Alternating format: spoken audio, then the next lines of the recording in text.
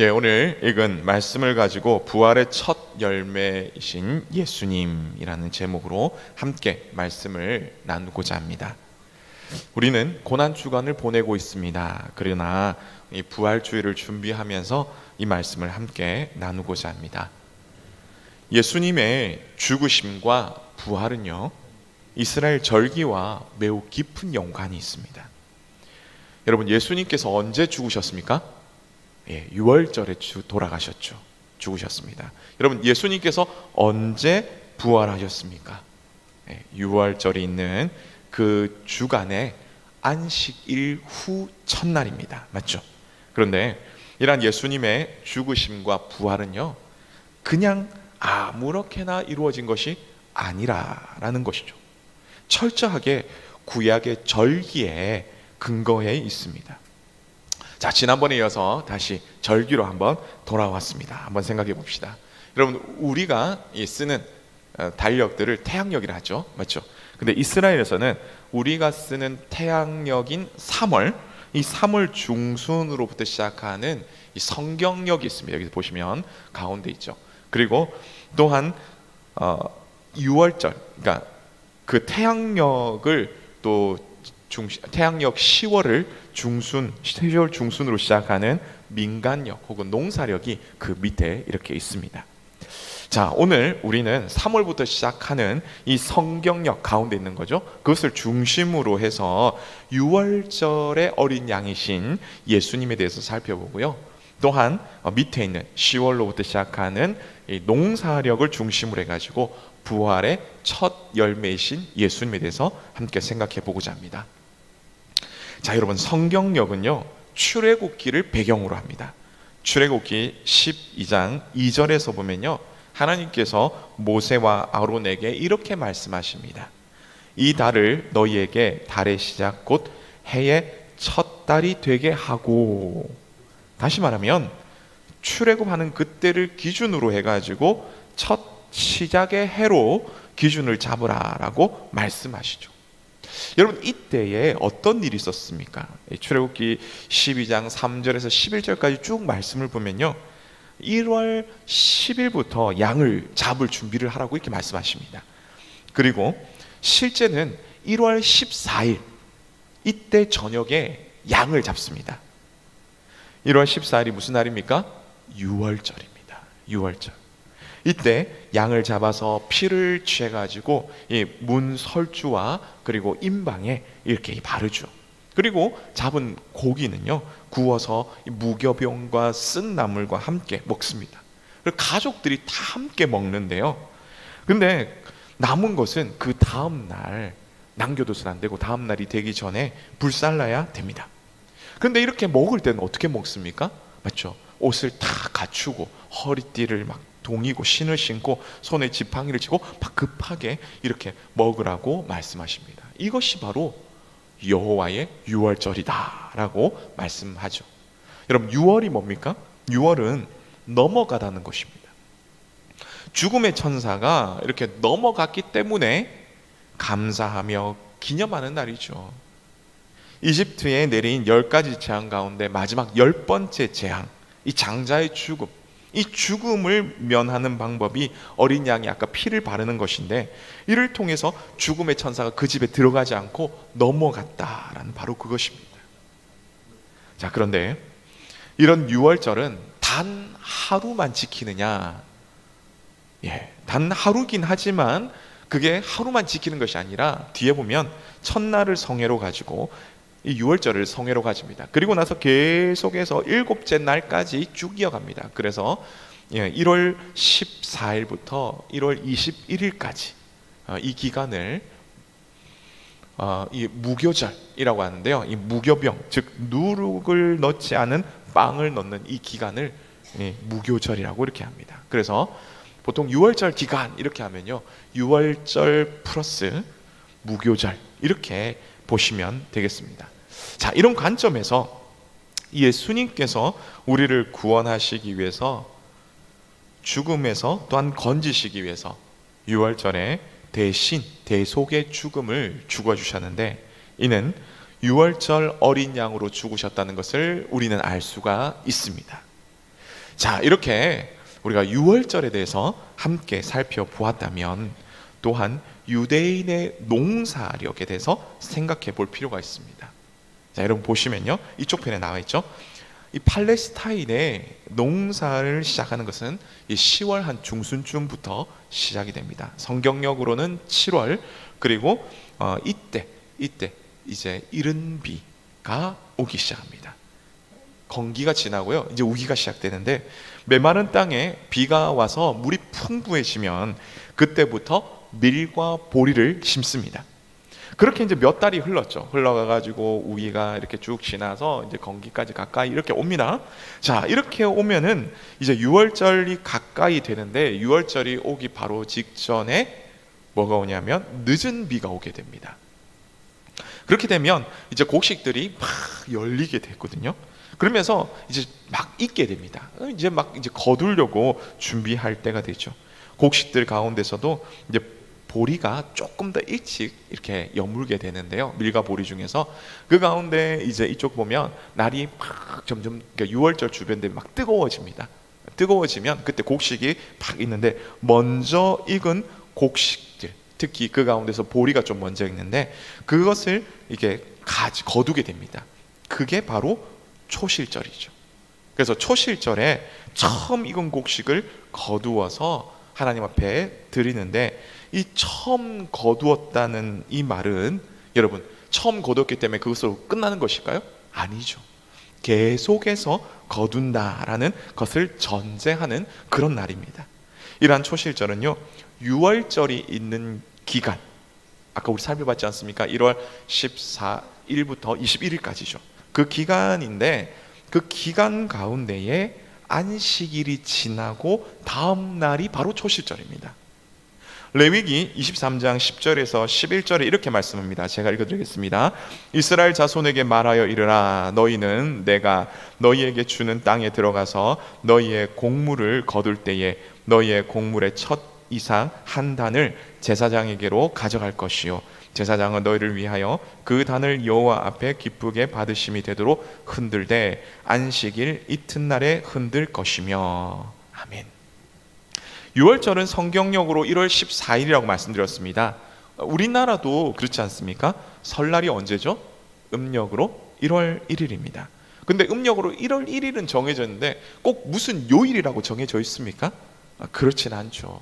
그와 마찬가지로 이 6월절 플러스 무교절, 그 주간이 있는 그때, 그 가운데 보면 1월 14일부터 1월 21일까지 그 사이에 안식일이 언젠가는 있습니다. 맞죠? 그런데 이 안식일이 무슨 요일인지 여러분 아시죠? 안식일은 토요일입니다. 맞죠? 그런데 초실절은 언제라고요? 이 안식일이 지난 바로 다음 날입니다. 6월절 기간 중에 안식일 바로 이튿날, 다시 말하면 안식 후 첫날, 바로 이때가 예수님께서 부활하셨다라는 바로 그 사실이죠. 여러분, 예수님의 죽음은요, 단순한 죽음이 아닙니다. 생명을 살리기 위해 대신 죽으신 6월절 어린 양의 죽으심이죠. 또한 예수님의 부활은 그냥 단순히 살아났다는 그런 부활이 아닙니다. 부활의 첫 열매로서의 그런 부활입니다. 앞서 말씀드렸듯이 초실절, 다시 말하면 곡식을 처음 거두어 드렸음을 기억하며 하나님께 감사하는 그런 날이죠. 여러분, 그뿐만 아니라 앞으로 계속해서 거둘 것을 바라보며 감사하는데요, 앞으로 계속해서 거둔 때가 언제입니까?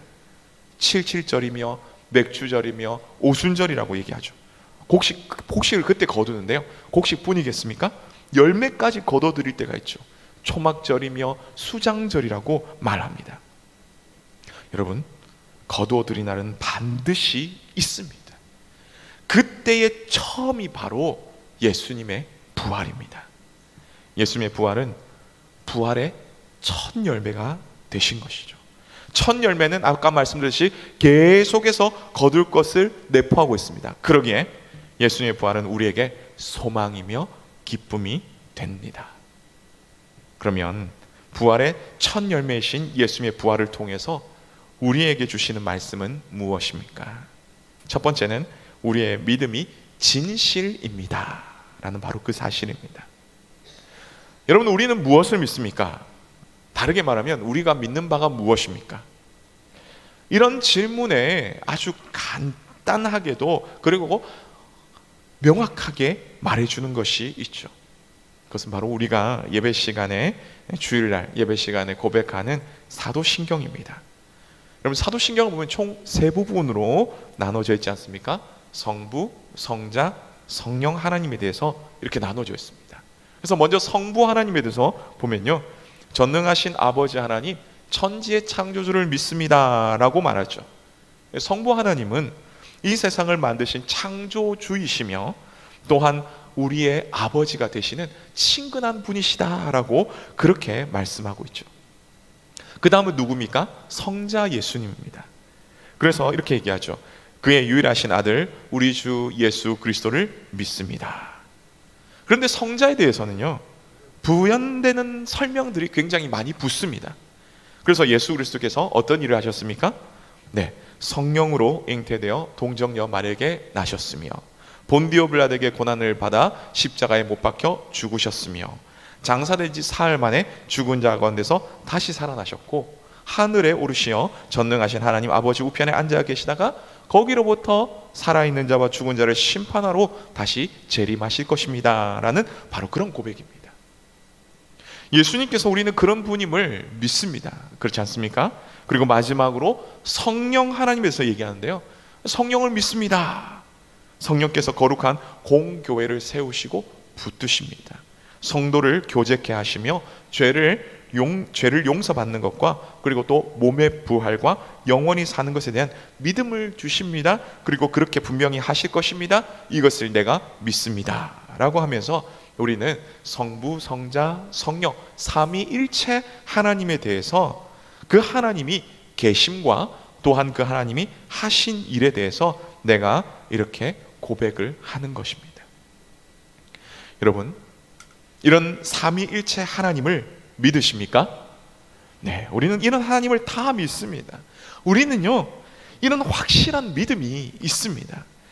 그런데 만약에 우리가 고백한 이 여러 가지, 맞죠? 성부, 성자, 성령, 이 하나님에 대한 고백 중 하나라도 잘못된다면 여러분 어떨까요?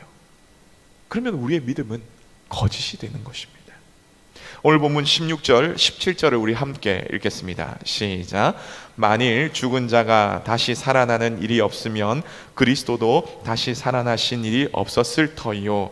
그리스도께서 다시 살아나신 일이 없으면 너희의 믿음도 헛되고 너희가 여전히 죄 가운데 있을 것이요. 아멘.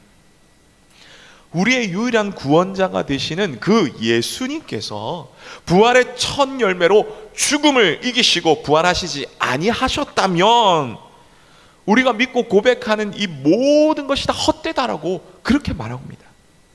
그뿐 아니죠. 예수님께서 사망과 죽음의 권세를 이기지 못하셨다면 그 누가 사망과 죽음의 권세를 깨뜨릴 수 있었을까요?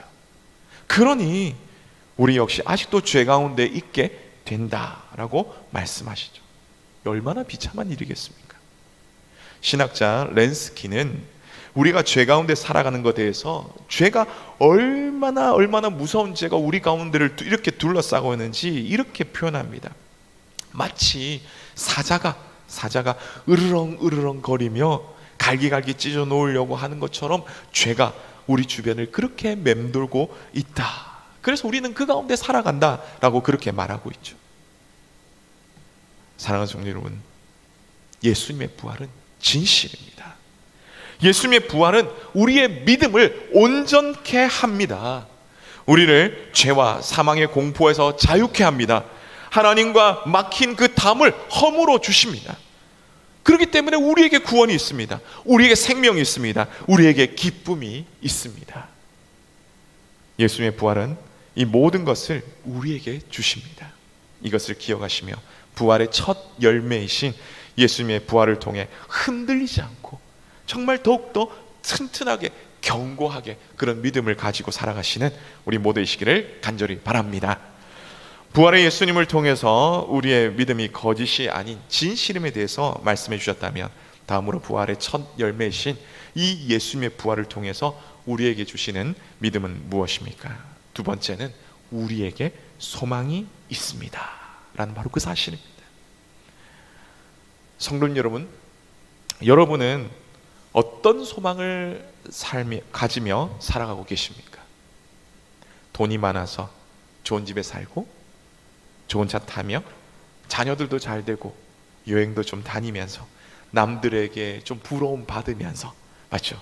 그렇게 살고 싶은 게 우리의 소망이 아니겠습니까? 저도 그렇게 살고 싶습니다.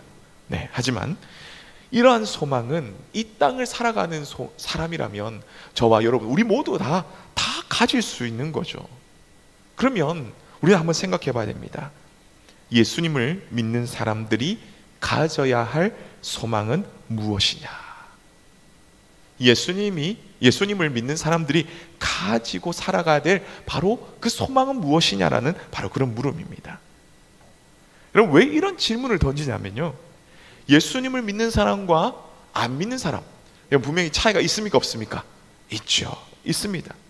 여러분, 우리가 믿는 바, 즉 사람들이 믿는 바와 우리 그리스도인이 믿는 바, 그 가운데도 차이가 분명히 있다는 바로 그 사실이죠. 그뿐 아닙니다. 우리의 믿음에서도 그 믿지 않는 사람과 분명히 차이가 있기 때문에 우리가 꿈꾸고 바라는 그 소망에 있어서도 차이가 있다는 것이죠. 이것을 우리가 살펴보자는 것입니다. 오늘 본문 19절과 20절 말씀을 함께 읽겠습니다. 시작. 만일 그리스도 안에서 우리가 바라는 것이 다만 이 세상의 삶뿐이면 모든 사람 가운데 우리가 더욱 불쌍한 자이리라. 그러나 이제 그리스도께서 죽은 자 가운데서 다시 살아나사 잠자는 자들의 첫 열매가 되셨도다. 아멘. 바울은 말합니다. 사도 바울은 말합니다. 만일 그리스도 안에서 우리가 바라는 것이 다만 이 세상의 삶뿐이라면, 이 세상의 삶, 어쩌면 우리가 구하는 잘 먹고 잘 살고 평안하게 사는 것, 아마 이런 것들을 말하지 않겠습니까? 우리 주변에서 바라보면요, 여러분 어떻습니까? 예수님 믿는다고 해가지고 바라는 대로 그렇게 잘 살아가는 사람 있을까요 없을까요? 그런 사람 있지만 그런 사람 아닌 사람도 많죠. 어떤 분들을 보면요, 잘 사는 사람이 있는가 하면, 잘 먹고 잘 입고 평안한 그렇게 사는 사람이 있는가 하면, 어떤 분들은 예수님을 믿어도요 일이 안 풀리고 경제적으로 어렵고 힘들고 몸도 아프고 마음도 아프고, 여러분 그뿐입니까? 우리뿐일까요?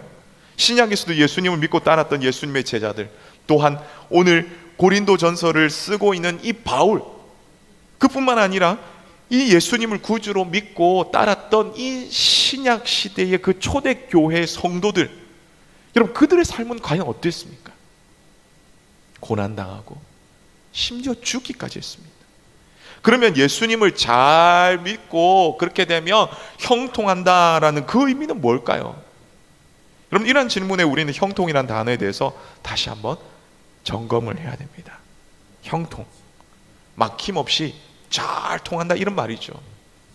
그래서 첫사람 아담과 하와, 아담과 하와, 맞죠? 그분들과 우리의 차이가 과연 무엇이, 아니 더 나아가서 첫사람 아담과 하와가 죄를 짓기 전과 죄를 짓고 난 이후의 모습에 대해서 우리가 함께 생각해 봐야 된다는 것이죠. 여러분, 죄를 짓기 전에 첫사람 아담은 하나님과 만나서 교제할 때 어려움이 있었습니까? 막힘이 있었습니까? 아니죠. 없었습니다. 그야말로 형통이었습니다. 하지만 죄를 짓고 난 이후는 어떻게 되었습니까? 하나님과 관계가 딱 단절이 되어버렸죠. 단절이 되었습니다. 하나님 앞에 나가는 길이 막혀버렸습니다. 그야말로 불통이 되어버렸습니다. 그런 아담과 하와, 그 후손으로 태어난 오늘 우리의 역시 그 죄의 영향 아래에 이렇게 있게 되었다는 거죠. 하나님으로부터 단절되었습니다. 하나님을 앞에 나가는 길이 막히게 되었습니다. 하지만 예수님을 통해서 복의 근원이신 그 하나님 앞에 나가는 길이 열리게 되었습니다. 이것이 형통입니다. 하나님과의 막힌 것이 뚫리는 게, 이것이 형통이죠. 그러므로 우리는 예수님을 통해서 하나님과의 관계가 회복되고 하나님께 나아가서 하나님께서 주시는 풍성한 은혜를 누릴 수 있게 된 것입니다. 더 나아가 예수님께로부터 받는 그 생명이 공급되어서 우리는 영원한 그 삶을, 영원한 생명을 누리게 된 것이죠. 여러분, 이게 진짜 형통입니다. 이게 진짜 형통입니다. 그런데 이런 형통, 이런 데에 대한 소망은요, 사실 잠시 살아가는 이 세상에 대한 소망이 아닌 거죠. 이 세상을 넘어서 하늘나라에 대한 그 소망을 가지고 살게 된 것이다 라는 바로 그 사실입니다. 여러분, 하늘나라, 하나님의 나라에 대해서 물론 이게 또 다른 세상이다, 혹은 이 땅이 새롭게 되어서 연결되는 것이다, 뭐 여러 가지 학자의 견해가 좀 있기는 합니다만, 그러나 분명한 것은 부활하신 예수님께서 심판주로 오셨을 때에 그 심판 이후에 하나님의 영원한 나라가 함께 이루어질 것이다. 영원한 나라가 될 것이다. 그 영원한 하나님의 나라에서 우리는 왕노릇하며 살게 될 것이다 라는 바로 그 사실입니다. 또한 분명한 것은 예수님의 재림의 때 죽은 자들이 다시 살아나게 되며 살아있는 자도 함께 하나님의 그 오심, 그 재림의 영광을 볼 것이며 함께 심판을 받게 될 것인데, 그 부활의 주님, 예수님 믿는 사람들은 그 부활의 주님의, 예수님의 몸처럼 우리 모두도 영육이 하나가 되어서 시간과 공간을 초월하는 새로운 몸을 입게 돼.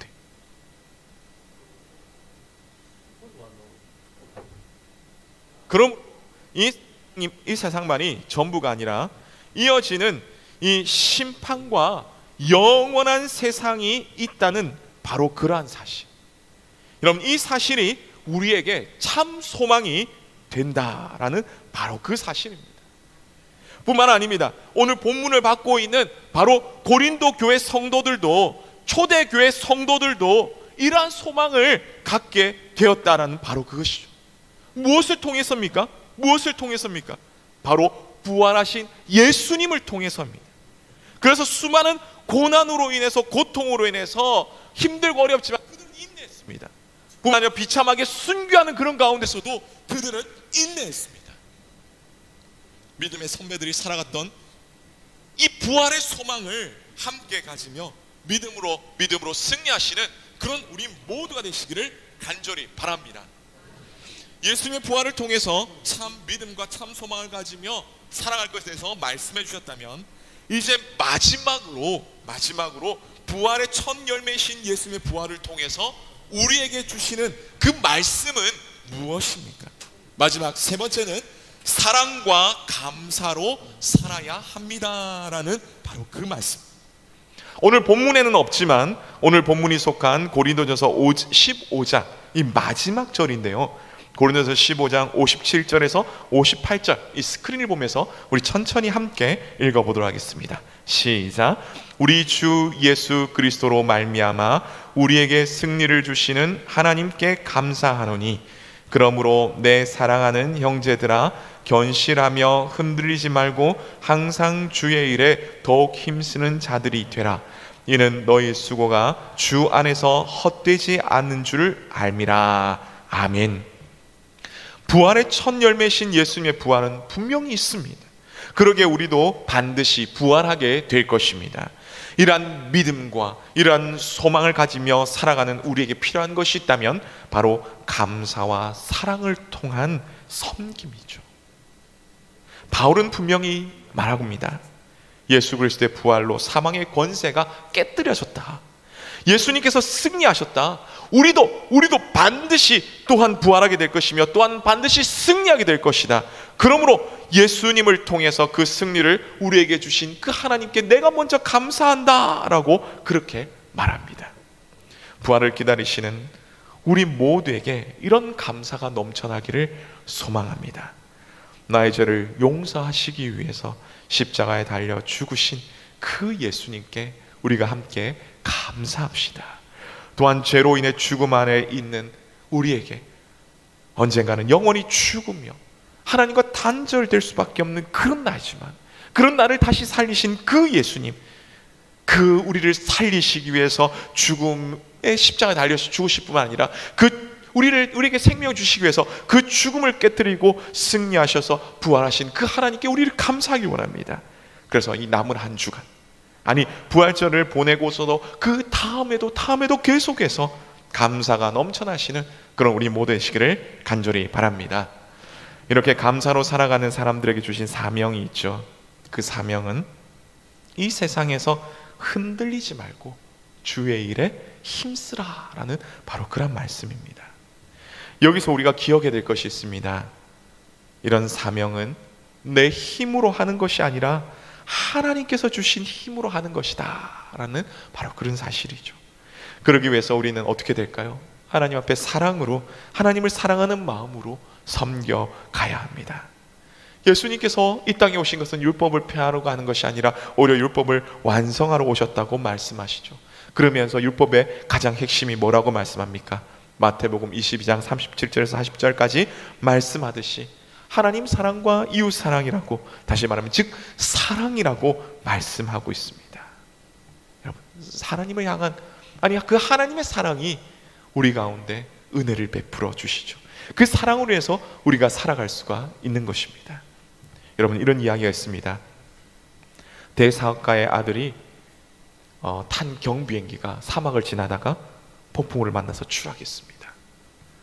아버지는 수색대를 조직해서 며칠 동안 이렇게 박수색을 하면서 샅샅이 찾아봤습니다. 하지만 불행하게도 추락 지점이 어딘지, 아들이 생존했는지조차도 알 길이 없었죠.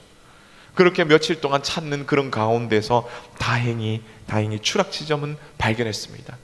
그런데 비행기 잔해가 있는 거죠. 뿐만 아닙니다. 비행기를 몰았던 비행사의 시체만 있는 겁니다. 그래도 천만 다행이랄까요? 아들의 시체가 보이지 않는 겁니다.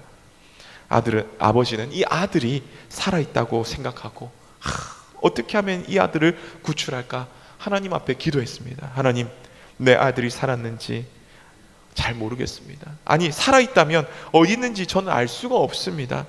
하나님, 저와 제 아들을 도와주십시오. 기도가 끝난 후에 아버지는 수백만 장의 전단을 사막에 뿌려야겠다고 그런 마음이 들었습니다. 그런데 정작 전단지를 만들려고 하니까 거기에 무엇을 적어야 될지 잘 모르겠는 겁니다.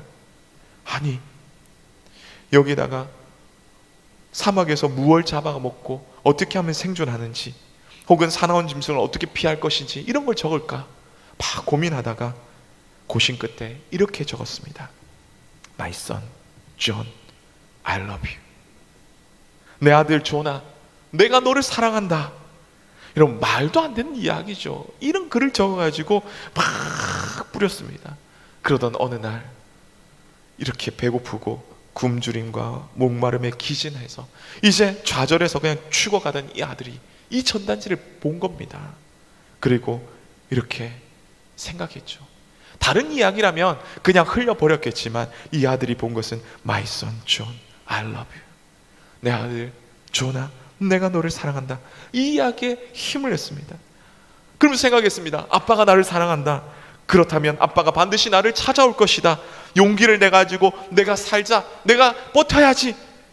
결국 후에 이 아들은, 이 존은 수색대에 의해서 구출되었다는 그런 이야기입니다.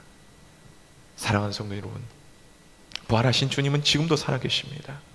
지금도 살아계신 그 예수님은 우리를 위해서 기도하시며 돕고 계시죠. 비록 우리가 살아가는 이 삶이 광야와 같은 힘든 삶을 살아가지만 그래도 우리에게 분명히 있는 것은 구원에 관한 확실한 믿음입니다. 또한 부활과 천국에 관한 확실한 소망입니다. 무엇보다도 하나님께서 우리를 사랑하시고 우리를 끝까지 인도하신다는 그 놀라운 사랑입니다.